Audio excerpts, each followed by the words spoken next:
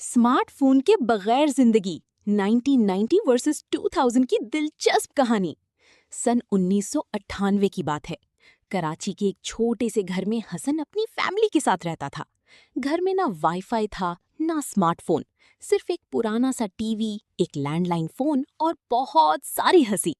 हर शाम मोहल्ले के बच्चे गली में क्रिकेट खेलते। हंसने की आवाजें पूरे मोहल्ले में गूंजती थीं। हसन की अम्मी आवाज देती, हसन अंधेरा हो गया है, घर आ जाओ।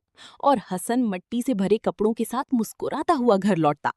रात को सब एक साथ बैठकर खाना खाते।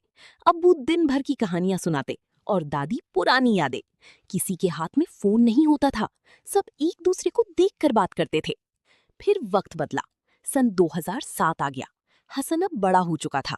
घर में एक कंप्यूटर आ गया, इंटरनेट कैफे जाने का नया शौक शुरू हो गया और एक छोटा सा कीपैड मोबाइल भी। अब दोस्त मिस्ड कॉल देकर बुलाते थे। लेकिन फिर चंद साल बाद स्मार्टफोन आ गए।